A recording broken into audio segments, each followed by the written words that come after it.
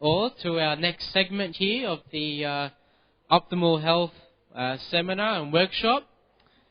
And something that Alistair was mentioning in his presentation was that we live in a world that is full of toxicity. Is that right? And it's very hard to escape it.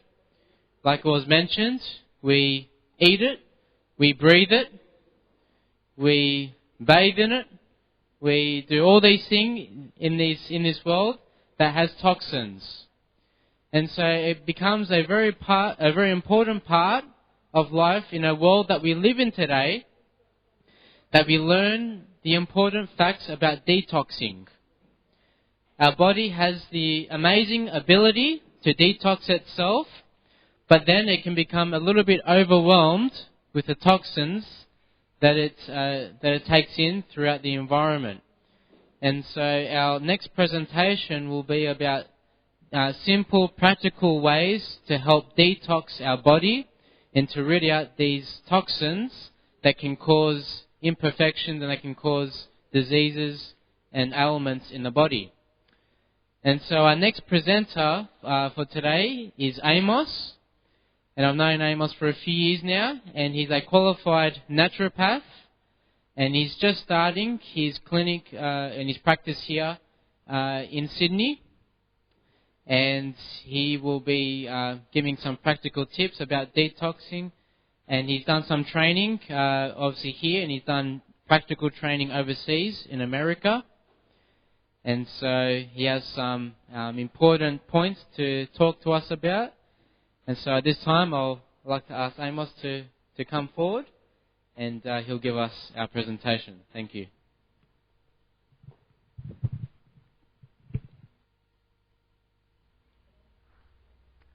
Everything working okay?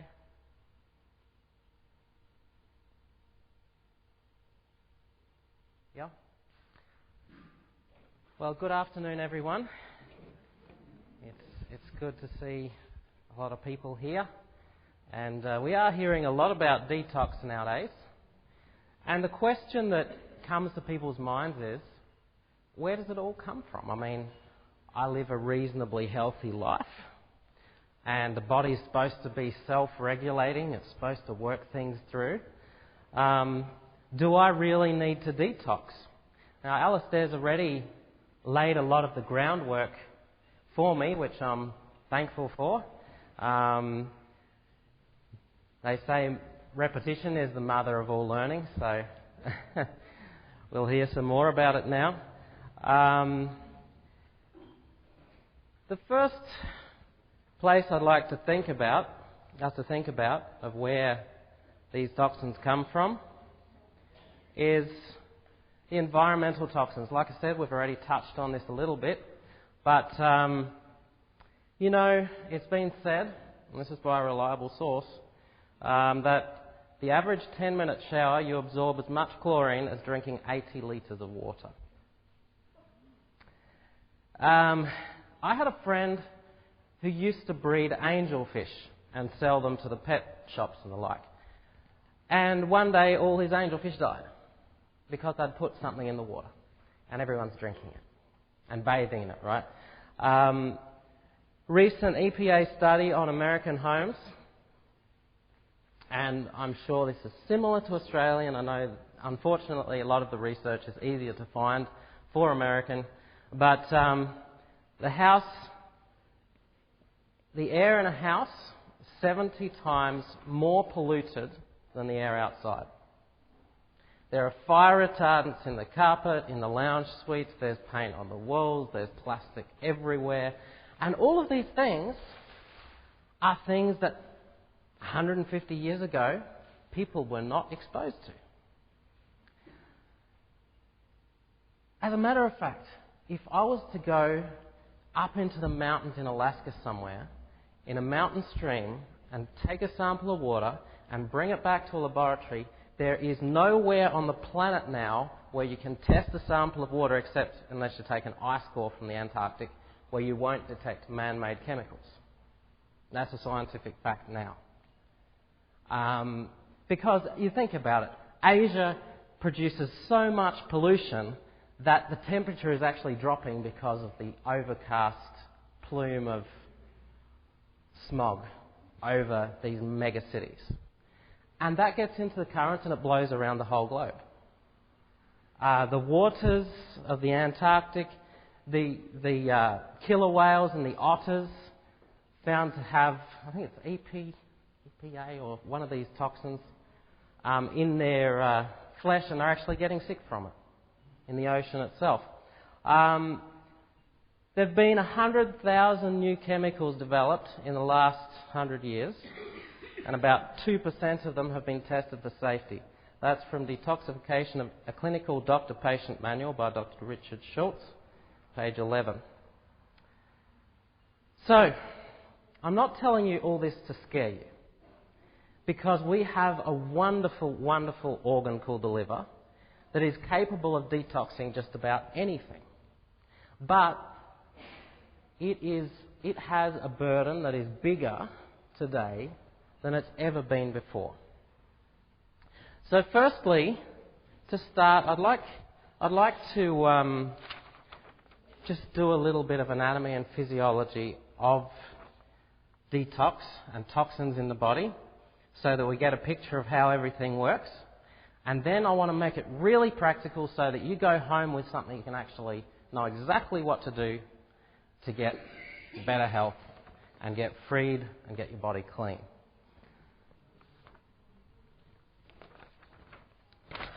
So, toxins.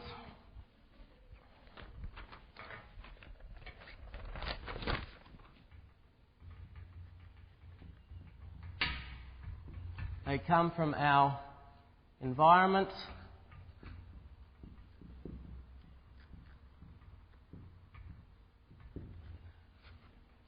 And they also come from our cellular. The vast majority of them actually come from inside our bodies. So, if we have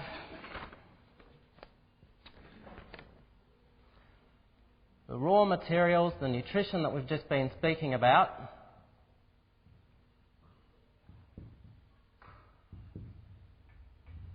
goes into the cell, and it goes through the cell's chemistry,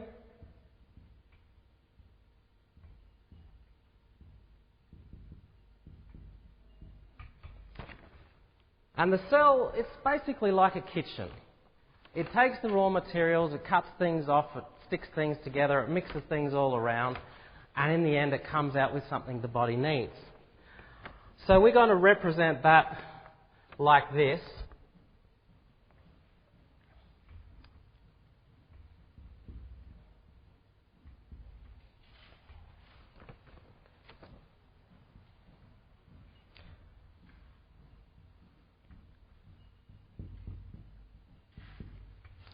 Now, that little representation there, although it's not very scientific, is what your body is all about.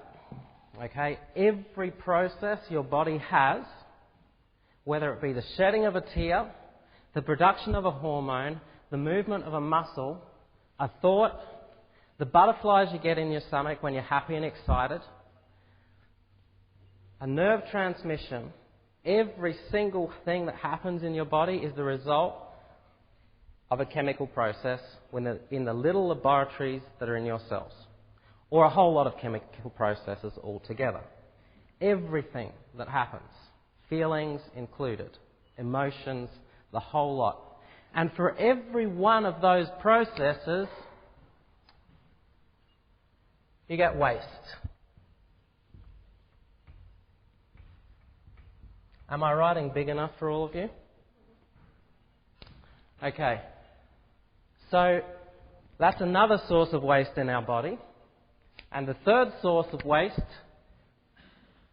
is what we take in through our mouths. So we'll call it food pollution. I feel a little bit old-fashioned after Alistair's presentation, but I like to do it this way. So in that category we have food additives, we have pesticides, we have all those things. You know, I'm in a past life a horticulturalist as well, and when I was learning pest control, we learned something called integrated pest control, where you establish the good bugs in the crops to wipe out the bad ones. There are some chemicals that they commonly spray on plants where you try and establish good bugs in those plants 2 months after they've been sprayed, they won't establish. They will die. And yet it was deemed to be safe about 7 weeks ago for human consumption. And there's a whole lot of stuff I could tell you. I don't want to scare you too much, but in those... Yeah, let's move on from there. You have in meat production, you know, you might have heard all these horror stories about what's put in meat nowadays, all the preservatives, all those things. You have all the colourings and food additives that you get in food. And all of these things, you might say, well, I have them and I don't feel too bad. I'm not sick. I feel fine. I eat ice cream. I eat all these processed foods all the time. I feel fine. I'm not sick. I don't know what they're talking about. Right? But what you've got to remember is sickness is not just the absence of disease. It's how you feel when you get up in the morning. It's how much energy you have. It's how much vitality you have. It's how much sense of well-being you have. You feel like it's good to be alive. And these things might not directly just go and tear your body in pieces, but they do go all to your liver and they burden your liver. And the liver gets really exercised dealing with them, and it can't necessarily deal with all the other waste that your body is producing so well. The next place that all these three things go to is the circulatory system. So the blood and the lymph. The lymph system is simply the drainage system of your body. It drains all the fluids that come off your tissues and puts them back into the bloodstream. While they go through that process, they're treated a bit by the immune system and the like. So the blood and the lymph combine back together and they go... We're going to start over here again. They go to your liver. Now, your liver is one of the most amazing organs in the body. If the liver was a person, it would certainly be a woman, because it is the greatest multitasker of any organ. These little liver cells, called hepatocytes, the technical term, doesn't really matter what you call them, they're amazing. If that's a liver cell there, and that's another one there,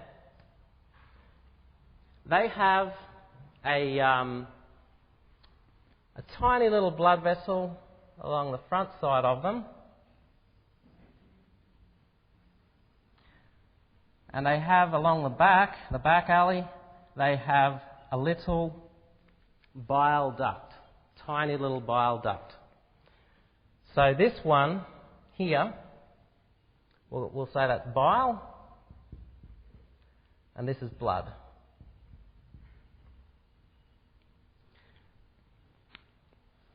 All the blood that comes to your liver comes directly from your large and small intestine.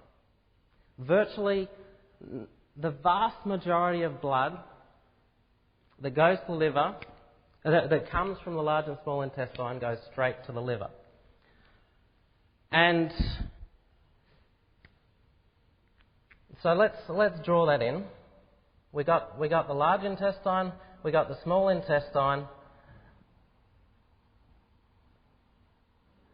and all the blood comes straight up here to the liver. Now, the liver cells are capable of detoxing hundreds and hundreds of thousands of different substances. whatever we've made, most things the liver can deal with. If it can't, normally we call that a poison because it will mess with our body's chemistry. But most things that man has created, our liver can deal with them. It's got all these little different processes it can put it through. It can run a program for this, that and the other thing. And without it making it too complicated, the liver also packs away sugar as starch to replenish the bloodstream. It alters hormones. It builds blood proteins. It does 101 things.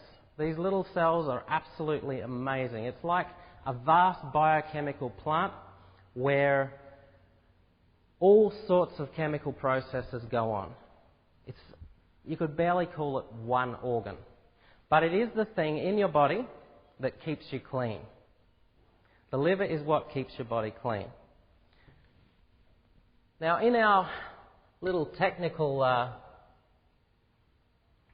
diagram up here, you see the raw materials that go in determine what comes out, and that determines how you feel.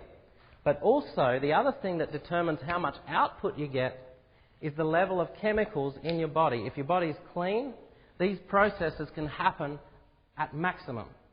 If your body's dirty, it interferes with the chemistry and slows everything down, and if there's already a problem, you will manifest a disease. The chemistry in the body is dependent on three things: the raw materials that go in, the level of the waste in the body, and how you use your body and your mind.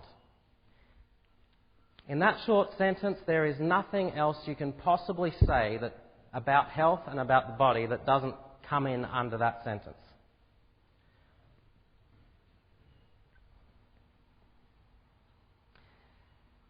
So let's just make sure we've got the whole process together here. Goes to the liver, and from there, some goes out in the bile, and the bile goes directly down to your small intestine via the gallbladder and goes out via the colon. So that is where all those cellular products and wastes that are not suitable to being put back into the body and expelled by the kidneys, the non-water soluble ones, the ones that are more toxic, will go straight into your large intestine. Now, the ones that the liver puts back into makes water soluble and puts back into the bloodstream, they go directly to three regions of the body: the skin, the kidneys,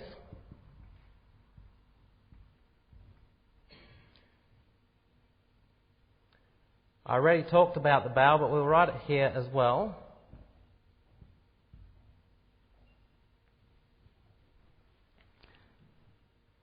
And those are the three places where things get expelled out. Now, the first thing we're going to talk about in regard to how to actually get waste out of your body, we're going to talk about the bowel. And we're going to talk about constipation. I know this subject sometimes people like to keep away from because it's embarrassing and they don't like to think about it. But the definition of constipation, if you go around to the primitive cultures of this world and you find out what their bowel habits are, those who live on what nature provides have one bowel movement for every meal that they eat during the day. 2 to 3 bowel movements is normal, except in a culture that eats the way we eat and lives the way we live. 1 bowel movement a day is said to be good, but it's actually constipated. I want you to imagine something for me. I want you to imagine that it's 38 degrees and you cook up a nice meal and you take a plate full of it and you sit it on the kitchen bench top for 24 hours. and then you eat it. You've taken that food into your body, okay? Now, what is the big difference between doing that and keeping food in your body for 24 hours? It's 38 degrees, it's full of bacteria, and although there's a balance there, if you keep it in too long, it goes putrid, and then all the toxins it generates irritate the bowel, inflame the bowel, kill off the bad bacteria, and create an awful smell. Now, if it's dangerous to go into the toilet after you've been there, there is something wrong, okay? That was inside of you. That's not healthy. That's not good. That's terrible. The bad stuff is already gone and flushed, and it still nearly killed someone to go in there. And a few minutes ago, that was inside of you. You need to get that stuff out. Right? Now you might say, this is disgusting. How can you be talking about this? I mean, but I tell you what's disgusting, is keeping it inside. And if I have to break some rules today in order to make you aware, I'm willing to make that sacrifice because this can change your life. Bernard Jensen was one of the greatest natural healing doctors of older times.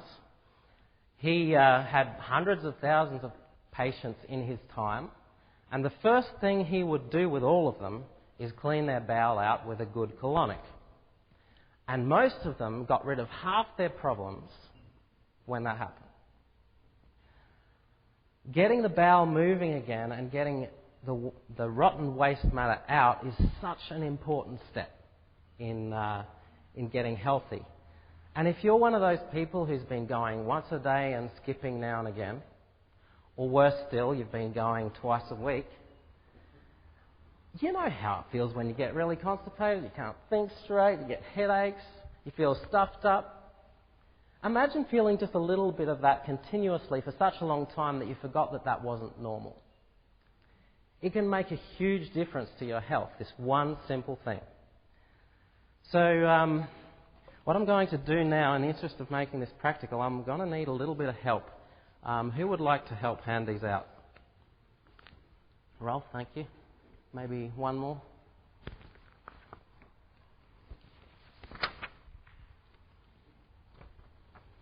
What I have here is a little recipe for a bowel cleansing formula that is laxative and healing.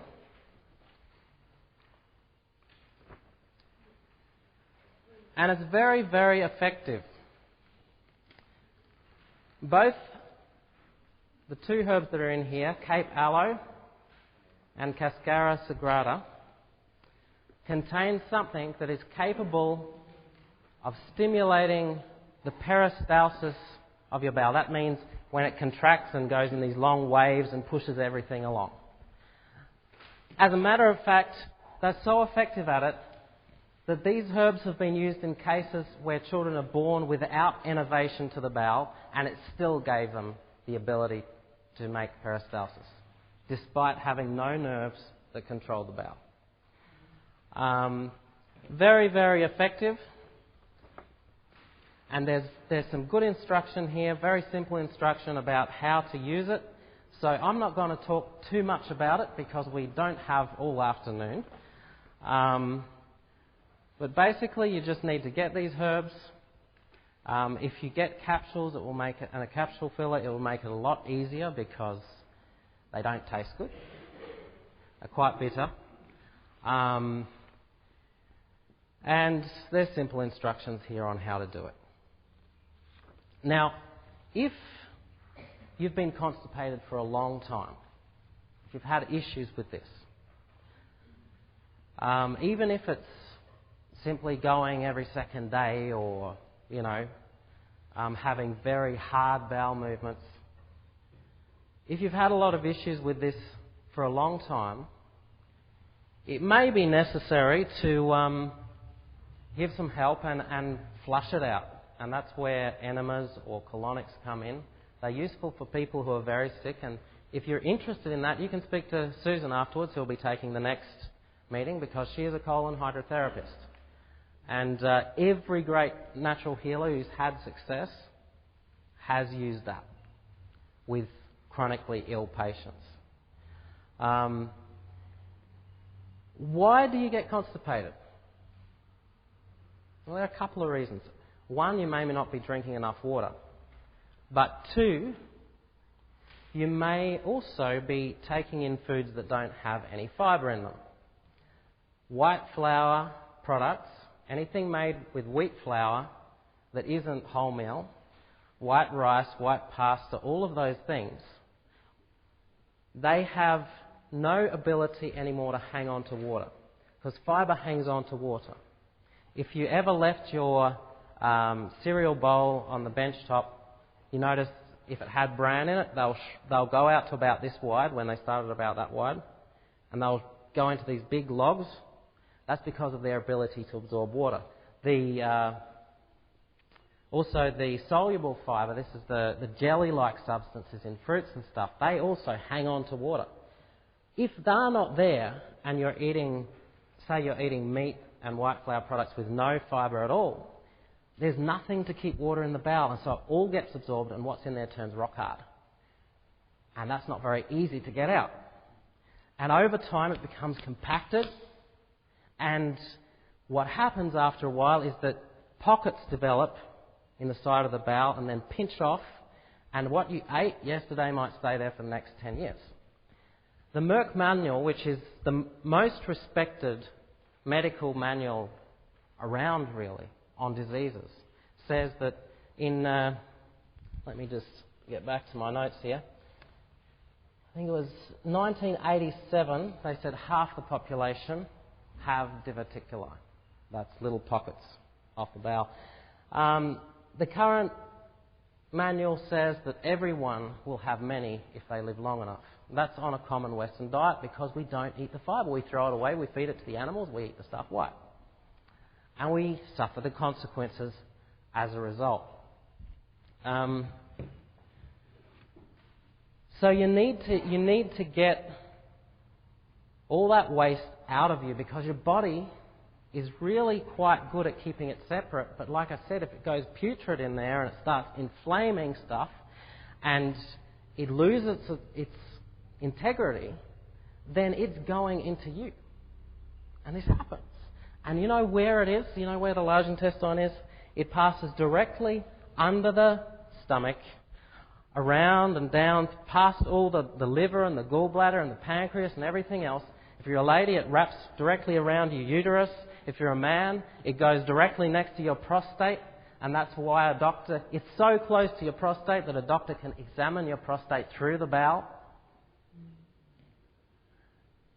And no surprise that constipation is an underlying factor in so many different diseases. Because that putrid matter is there wrapped all around your internal organs if you're not going often enough. So the moral of the story is empty the trash regularly. Okay? If you have had a problem with constipation, you may need some help for a while. And the most important thing is whole foods. Remember what we learnt in the last presentation? Whole foods, you'll get plenty of fibre. If you're going to have the other things, save them for special occasions. Don't eat too much of it. Okay?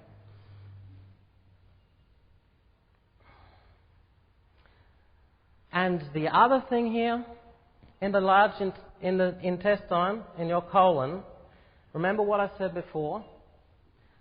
Virtually all the blood that comes from the colon goes straight into the liver before it goes anywhere else in your body. So if you have a putrid colon, your liver gets overwhelmed. And if your liver gets overwhelmed, your body gets filled with toxins. And if your body gets filled with toxins, the toxins interfere with these processes and the output goes down.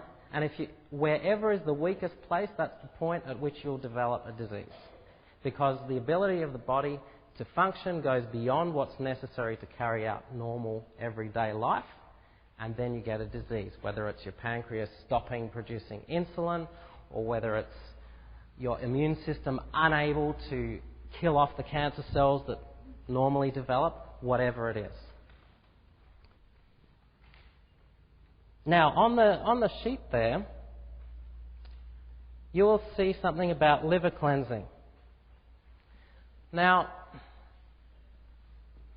when the bile comes out and goes into the gallbladder and then out into the bowel, if you are constipated, that can't get out properly, and it goes stagnant in there. On top of it, if you're not drinking enough water, the fluids that your digestive system produces will be too concentrated, and so it forms stones. And what the stones do is they go and they block the entrance partly, and the flow of bile is restricted. Even if you're producing enough to get by, the toxins can't get out. And remember, this is the main drain pipe for the biggest detoxification plant in your body that keeps you clean. And if it's blocked, you will be dirty. Your body will be dirty. Now, I recently went on a heavy-duty liver flush. I passed about a total of about 20 stones, and that was after having done one probably 6 months previous. I probably wasn't drinking enough water at the time.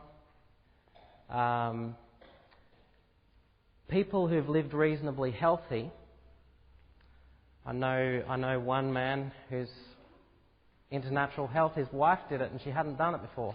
She passed a whole, pile of rocks, basically. They're soft and green, but they look like peas, or some of them are bigger. And it's been found that even in dissections, even people who showed no signs of any disease whatsoever have a gallbladder that's stuffed full of stones. So here you have simple instructions on what to do about it. This particular liver flush, actually one even slightly less than this, the clinic where I trained in the States, I told the story of this country man with a hillbilly accent so strong you could hardly understand him. And the doctors were saying, we need to put you on the operating table now, your gallbladder is full of stones. He did the flush, they did an ultrasound, there were no stones left. Multiple cases of these sort of stories. And so it's a problem that most people have, because most people don't drink enough water, most people haven't lived real well, most people have eaten a lot of bad cholesterol foods, and their balance is out of whack. And so this is something it's very beneficial for you to do, to open the pipe that lets waste out of your body, to clear the channels so that you will be clean again and functioning at optimum and having optimum detox. Now, the other really, really simple thing I want to talk about this afternoon is water. Now, if you're anything like most people, you probably get to the end of the day and say, oops, I've only drank 2 glasses of water today. Did you know your digestive system produces 7 litres of digestive juice every day? By the time you count saliva, gastric juice, pancreatic juice, liver, bowel, and all of it, totals to around 7 litres per day. It's got to come from somewhere. The bowel reabsorbs it, so you don't need to drink 7 litres every day. But if you're not well hydrated, your whole digestive process is messed up because your body's ability to produce digestive juices goes down. I was reading a book this morning. For every 3% that your fluid levels go down in your system, that you dehydrate, your physical ability to exercise and think goes down by about 8%.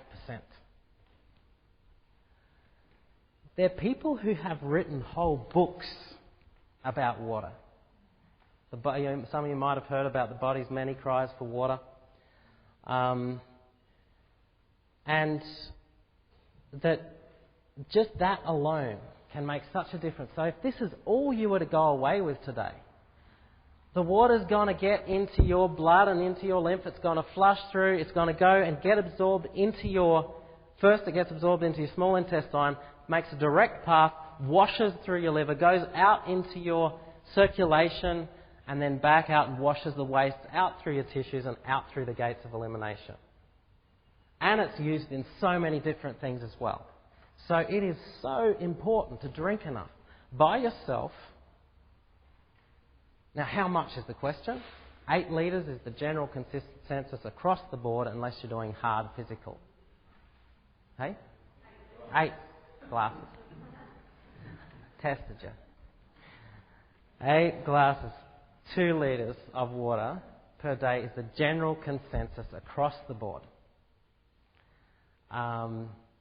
So, instead of making your faulty resolutions, I should drink more, go buy yourself a couple of water bottles, maybe 2 1-litre bottles or 1 2-litre bottle. If you're doing a lot of hard physical exercise, you might need to buy a 5-litre container because you'll be sweating it out. And then you need to drink much more. Put it somewhere where you can see it. Put it on your desk or somewhere around the house where you'll bump into it. Every time you see it, drink a drink. Have a drink. Even 2 or 3 hours without water, you get dehydrated. It's been shown that kidney stones can keep growing while you're drinking enough, but you have these big spaces in between. And this can make a massive difference to your life. Just drinking enough water.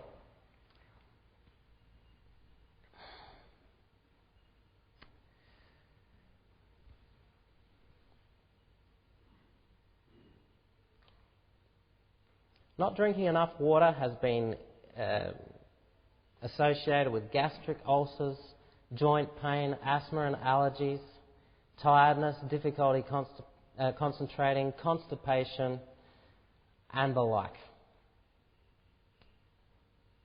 To cleanse your bloodstream, if you want to make red clover tea is one of the best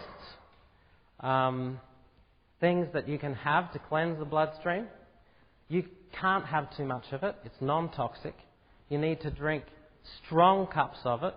And you can fill up one of your water bottles with that. It's one of the best blood cleansing herbs.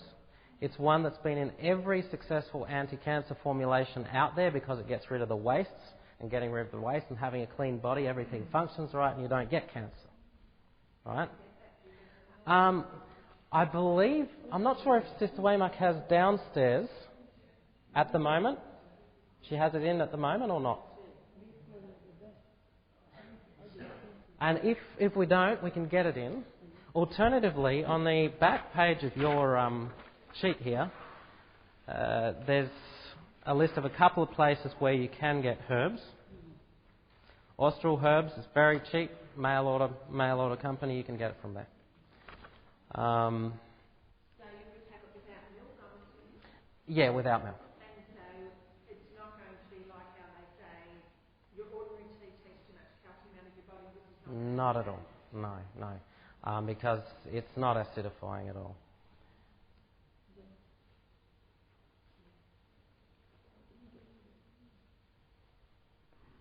So let's just summarise a little bit what we've been through so far.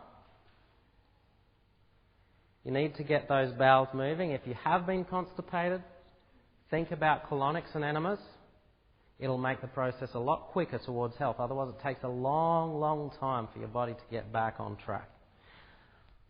Definitely, if you're having problems with constipation, get yourself some of those herbs and use them. If you find it too difficult, there's also a source on here where you can buy it already mixed and capsulated. include plenty of fibre in your diet. Whole foods, that's what's going to stop things from turning to rocks inside. Linseed's very good too, yes. Get a couple of bottles of water. Drink 2 litres minimum every day. If you're on a sedentary lifestyle, more than 2 litres is not necessary. There's some people out there who go overboard and say you should drink 3 or 4 litres a day. If you're not working hard and you're not sweating it out, that's not necessary, and it can also be not so good for you, but there are a lot worse things you can do than drink too much water.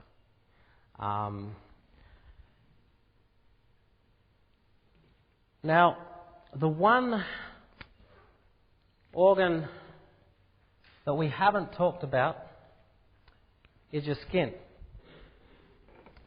Your skin contains, under every sweat gland, is what is almost the same as the basic functioning unit of your kidney. Microkidneys in your skin. They put out sweat, which has lots of waste and excess salts and all sorts of things in it. The nasty ones that you wouldn't want on your skin, they don't put out. But everything else that's fairly harmless goes out onto your skin. So bathing is very important, and keeping your skin clean is very important. But how do you help to open this channel? Because sometimes, especially if you wear makeup and you know, like those sort of things, how are you going to get the channels open?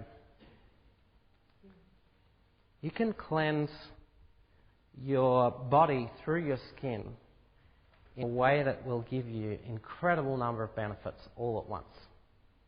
It's called exercise. If you exercise hard and you start to sweat, you start to breathe lots of fresh air, you're getting exercise, you're improving your mood, you're moving the lymph and the blood all through your body at a big rate, you're squeezing your tissues and getting stuff to move around and out, and it's coming, all that blood is rushing to the surface of the skin to cool it down, and then it's pumping the waste out through your skin. At the same time, if you wear light, thin white cotton clothes and exercise outside, you can be getting vitamin D through those clothes. If you hold them up to the light, you can see the sun through them. That means you can get vitamin D that way.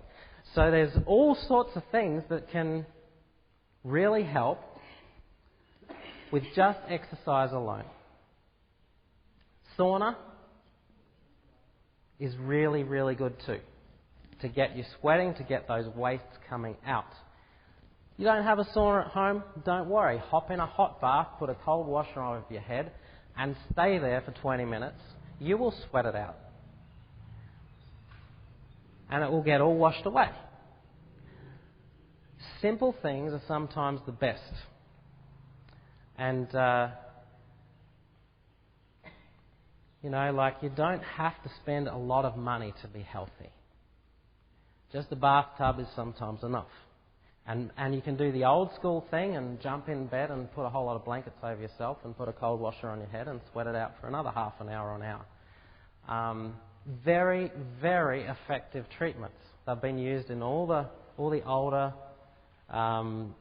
effective health programs out there. When you shower, if you just rub a little bit of soap over yourself and rinse it off, it doesn't do much to get rid of the dead skin or get the pores cleaned so that they can put the waste out. So what I would suggest to you is get yourself either a loofah or some other, like Enyo cloth. If you're familiar with Enyo, they're very, very good. Something that's going to exfoliate. Loofah is great because it's natural fibre and it scrubs off a lot of dead skin cells and gets it all. If you want to go all the way, from your navel towards your armpits, from your face down towards your neck, towards your armpits, in one direction, that's a lymphatic drainage massage. From your leg up to your knee, from your knee up to your thigh, from your navel down towards your groin, you can give yourself a lymphatic drainage massage with a loofah in the shower. But if you simply rub all around, it's going to move a lot of lymph anyway. and it stimulates the flow of lymph when you use something that's wet skin brushing, which is what that is, which is what really, really effective. The simple things, like I said, you don't have to spend a lot of money for it to be effective at getting those toxins out of your system.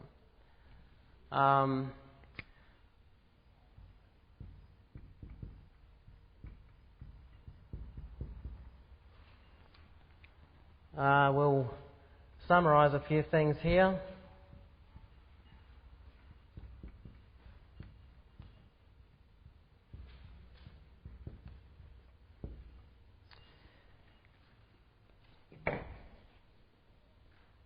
With nutrition, one of the most important aspects of effective detox is good nutrition. Because the liver, just like every other process that goes in your body, your liver process is very similar too.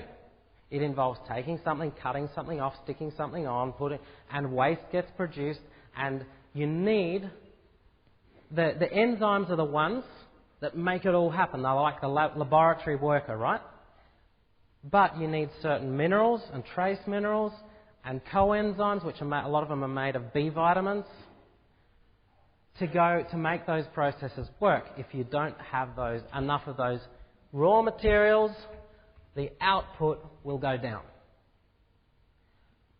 So how are you going to do that? I hope you're paying attention to Alistair's talk and start putting into practice what you learnt. Some things that are particularly good: cabbage family, broccoli, cabbage, kale, cauliflower. All of that family contains substances that are the raw materials for the processes that go on in your liver. Sulfur-based amino acids, onions, garlic, very, very good for detox. If you're doing a detox, include plenty of those things in there because they help your liver to function and to flush out the waste. Vitamins and minerals, you get them from whole grains, especially the seeds and the nuts, very rich in things like zinc. You need zinc, copper, magnesium, selenium, B2, 3, 6, 12, folic acid. All of those things you'll find in greens and whole foods and nuts and seeds and a balanced diet. Very important to have a good acid-alkaline balance too for your liver to work properly. So that means eat more fruits and vegetables. Make it the biggest part of what you eat. Eat lots of dark greens. They're highly alkalizing. And all of those things will turn your system away from the acid. If you eat lots of meat and lots of protein foods and lots of carbs to a lesser degree, your body will go towards acid. And then it's very difficult for your liver to run its processes and keep the body clean. If you find it difficult to have enough greens, get yourself some barley grass and wheatgrass and alfalfa powder and those sort of things. The dark greens, the chlorophyll is extremely detoxifying to the system. It's a very powerful detoxifier. Greens, cabbage family, onions and garlic, some of the beets too, some of the most effective liver foods to make the liver's processes speed up and work better.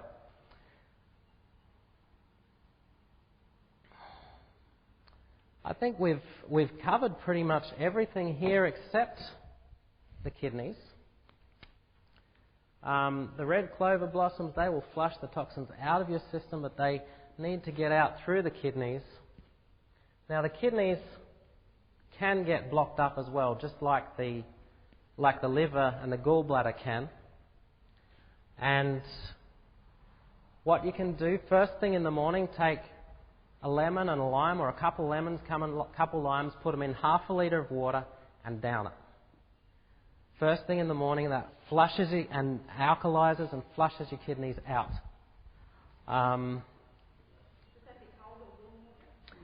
Oh, it doesn't really matter. You can sweeten it a little bit if you want, not with sugar, preferably with honey or maple syrup or something of the like.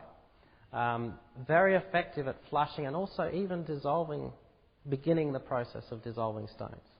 Not if you've got serious issues, it won't be enough, but it'll help to prevent it.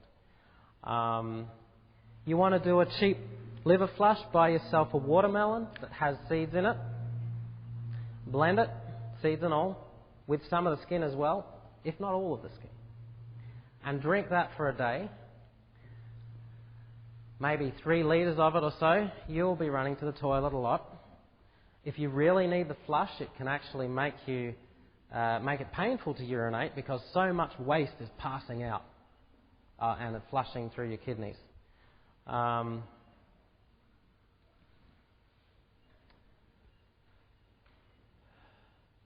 So, I hope I've given you something that you can actually follow.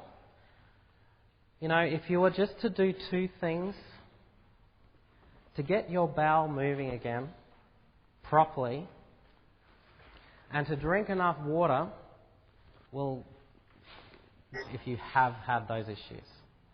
If you do the liver flush, some people say it's like a fog lifted off their mind.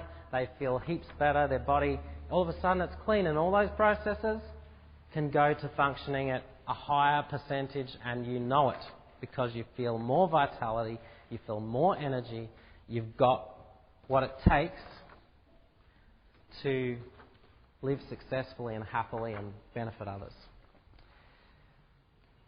So I'll leave that with you. That's where we'll leave it for today. And I'll hand it over to Peter Lausovic again. Thank you very much, everyone.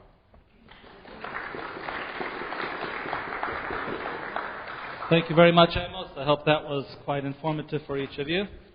At this point, we're going to have a little break again for about just a bit more than 10 minutes. So I know it says here at 4:15 we'll have to go to 4:20 since we're running a little bit late. During the break, go ahead and have some green drink there. And, of course, there's some books there to take a look at. So let's be back here in a few minutes while we get set up for the next part of the program.